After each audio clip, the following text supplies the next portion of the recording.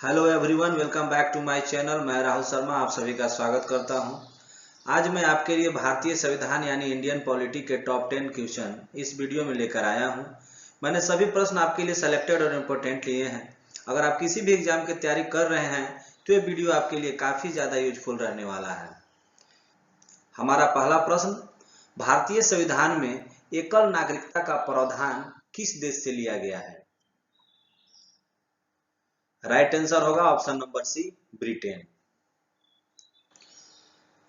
भारतीय संविधान में एकल नागरिकता का प्रावधान ब्रिटेन के संविधान से प्रेरित होकर लिया गया है। भारतीय संसदीय प्रणाली का स्वरूप ब्रिटेन की संसदीय प्रणाली जैसा ही है, इसलिए भारतीय संसदीय प्रणाली अधिकतर ब्रिटेन के संविधान से प्रेरित रही है। इसके अलावा भारतीय संविधान में कानून निर्माण प्रक्रिया, विधि का शासन, न्यायालय के विशेष अधिकार, संसदीय विशेषाधिकार, मंत्रिमंडल प्रणाली तथा द्विसदनीय व्यवस्था जैसी अनेक व्यवस्थाएं ब्रिटिश संविधान से ही प्रेरित है। भारतीय संविधान ने अन्य देशों के संविधानों की उन विशेषताओं को समाहित किया है जो भारतीय समस्याओं और आकांक्षाओं को अनुकूल थी। संविधान सभा ने हर जगह से सर्वोत्तम सुविधाएं ली और उन्हें अपना बनाया। विभिन्न देशों से उधार लिए गए अन्य प्रावधान और उनका विवरण नीचे तालिका में दिया हुआ है। अगर एग्जाम में आपसे पूछे कि राज्यपाल का पद किस देश से लिया गया है तो आप बोलेंगे कनाडा से। संविधान संशोधन किस देश से लिया गया है तो दक्षिण अफ्रीका से। आपदा उपबंध किस देश से लिया गया है तो जर्मनी से। राज्य के नीति निर्देशक तत्व यानी डीपीएसपी किस देश से लिया गया है तो आयरलैंड से। प्रस्तावना की भाषा किस देश से लिया गया है ऑस्ट्रेलिया से। ये सभी आपको याद रखना है, ये सभी इंपॉर्टेंट है एग्जाम के लिए।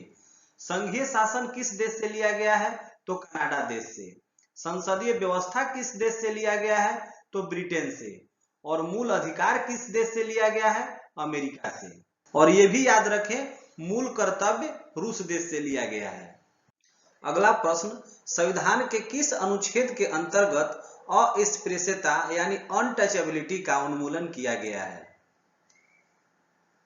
राइट आंसर होगा ऑप्शन ए, आर्टिकल 17 यानी अनुच्छेद 17।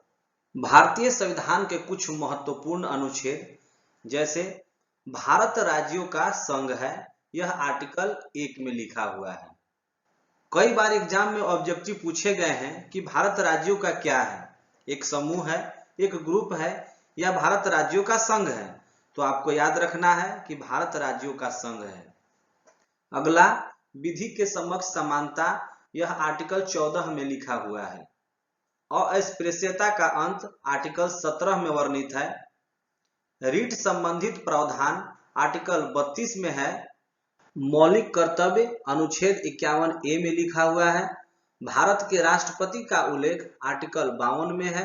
महान्यवादी की नियुक्ति आर्टिकल 76 में लिखा हुआ है। धन विधेयक की परिभाषा आर्टिकल 110 में वर्णित है। वार्षिक वित्तीय विवरण यानी कि बजट आर्टिकल 112 में वर्णित है। संविधान संशोधन का वर्णन अनुच्छेद 368 में किया गया है। अगला प्रश्न, भारतीय संविधान का कौन सा भाग संविधान की आत्मा कहलाता है? सही उत्तर होगा ऑप्शन डी, प्रस्तावना यानी प्रीएम्बल। भारतीय संविधान में निहित प्रस्तावना को संविधान की आत्मा माना गया है। डॉक्टर भीमराव अंबेडकर ने अनुच्छेद 32 को संविधान का सबसे महत्वपूर्ण अनुच्छेद बताया है। एक अनुच्छेद जिसके बिना संविधान अर्थहीन है, यह संविधान की आत्मा और हृदय है। भारतीय संविधान का अनुच्छेद 32 व्यक्तियों को न्याय के लिए सर्वोच्च न्यायालयों में जाने का अधिकार देता है जब उन्हें लगता है कि उनके मौलिक अधिकार का शोषण किया जा रहा है या उन्हें उनके मौलिक अधिकारों से वंचित किया जा रहा है। अगला प्रश्न, किस संशोधन के द्वारा भारतीय संविधान की प्रस्तावना यानी प्रीएम्बल में संशोधन किया गया था? Right answer option number B, 42वें संविधान संशोधन के द्वारा। प्रस्तावना में अब तक केवल एक बार संशोधन किया गया है 1976 में 42वें संवैधानिक संशोधन अधिनियम द्वारा, जिसने प्रस्तावना में 3 नए शब्द समाजवादी, धर्मनिरपेक्ष और अखंडता को शामिल किया गया है। 1976 के 42वें संशोधन अधिनियम को लघु संविधान के रूप में भी जाना जाता है। अगला प्रश्न, भारत के राष्ट्रपति को उसके पद से हटाने का अधिकार किसे प्राप्त है? सही उत्तर होगा ऑप्शन नंबर सी, संसद को। राष्ट्रपति को संविधान के उल्लंघन के लिए महाभियोग की प्रक्रिया द्वारा कार्यकाल से हटाया जा सकता है। भारत का राष्ट्रपति देश का मुखिया और भारत का प्रथम नागरिक होता है। राष्ट्रपति के पास भारतीय सशस्त्र सेना की भी सर्वोच्च कमान होती है। भारत का राष्ट्रपति लोकसभा, राज्यसभा और विधानसभा के निर्वाचित सदस्यों द्वारा चुना जाता है। भारत के राष्ट्रपति का कार्यकाल 5 वर्षों का होता है। भारतीय संविधान के अनुच्छेद 58 के तहत राष्ट्रपति के पद पर नियुक्त होने के लिए भारतीय नागरिक होना जरूरी है। राष्ट्रपति के पद के लिए उम्मीदवारी वही पेश कर सकता है जो 35 वर्ष की आयु पूरी कर चुका हो। आर्टिकल 52 में राष्ट्रपति पद का उल्लेख है। अगला प्रश्न, भारत का प्रधानमंत्री बनने के लिए न्यूनतम आयु कितने वर्ष होनी चाहिए? सही उत्तर होगा ऑप्शन नंबर डी, 25 वर्ष। भारतीय संविधान के अनुसार प्रधानमंत्री का पद बहुत ही महत्वपूर्ण पद है, क्योंकि प्रधानमंत्री ही संघ कार्यपालिका का प्रमुख होता है। अनुच्छेद 74 के अनुसार प्रधानमंत्री मंत्रिपरिषद का प्रधान होता है। अनुच्छेद 74 में कहा गया है कि राष्ट्रपति की सहायता और सलाह देने के लिए एक मंत्री परिषद होगा, यानी काउंसिल ऑफ मिनिस्टर, जिसका मुखिया प्रधानमंत्री होंगे। इस प्रधानमंत्री को शपथ राष्ट्रपति के द्वारा दिलाया जाता है। नीति आयोग के अध्यक्ष प्रधानमंत्री होते हैं। भीमराव अंबेडकर ने भारत के प्रधानमंत्री पद की तुलना अमेरिका के राष्ट्रपति के पद से की थी। अटल बिहारी वाजपेयी भारत के एकमात्र ऐसे प्रधानमंत्री हैं जो 13 दिनों के लिए प्रधानमंत्री बने। वे प्रधानमंत्री जो राज्यसभा के सदस्य रहे हैं इंदिरा गांधी, एच.डी. देवगौड़ा, आई.के. गुजराल और मनमोहन सिंह। अगला प्रश्न, संविधान के किस अनुच्छेद के अंतर्गत धन विधेयक यानी कि मनी बिल को परिभाषित किया गया है? सही उत्तर होगा ऑप्शन बी, अनुच्छेद 110। संविधान के अनुच्छेद 110 में धन विधेयक की परिभाषा दी गई है। धन विधेयक उसे कहते हैं जिसमें टैक्स लगाने और टैक्स खत्म करने, उधार लेने, संचित निधि से धन की निकासी, लेखा परीक्षा और लेखा से संबंधित अधिनियम शामिल होते हैं। धन विधेयक को केवल लोकसभा में चर्चा के लिए पेश किया जाता है। संविधान के अनुच्छेद 110 में धन विधेयक की परिभाषा दी गई है। धन विधेयक केवल राष्ट्रपति की सिफारिश के बाद ही प्रस्तुत किया जाता है। लोकसभा में पारित होने के उपरांत राज्यसभा के विचारार्थ भेजा जाता है। 14 दिनों के अंदर उसे स्वीकृति देनी होती है, अन्यथा इसे राज्यसभा द्वारा पारित माना जाता है। लोकसभा के लिए यह आवश्यक नहीं है कि वह राज्यसभा की सिफारिश को माने।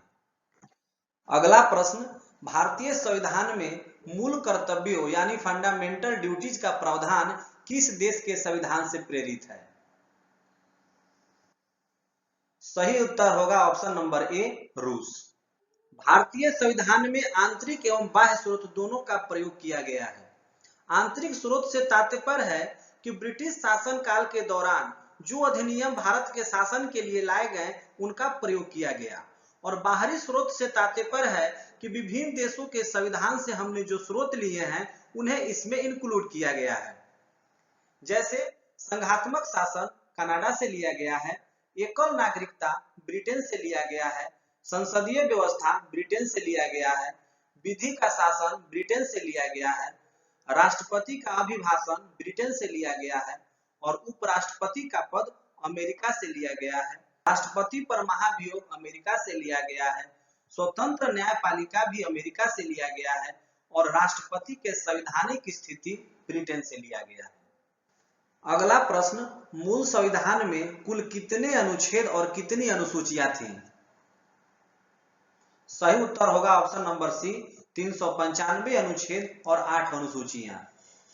जब हमारे संविधान की रचना हुई थी तब मूल संविधान में 8 अनुसूची, 22 भाग और 395 अनुच्छेद थे। वर्तमान में 8 अनुसूची, 22 भाग और 395 अनुच्छेद हैं।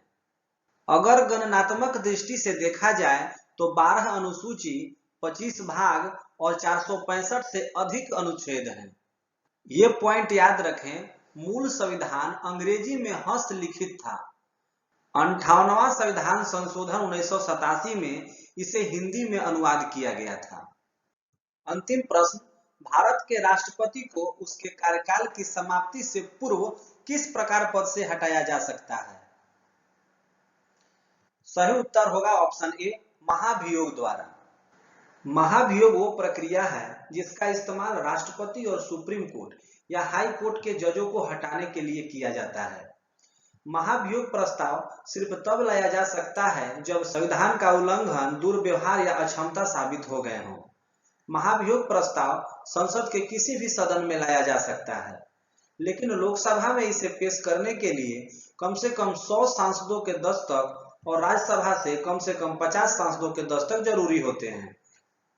चलिए दोस्तों, ख्याल रखिए अपना, बाय बाय, टेक केयर। फिर मुलाकात होगी नेक्स्ट वीडियो में।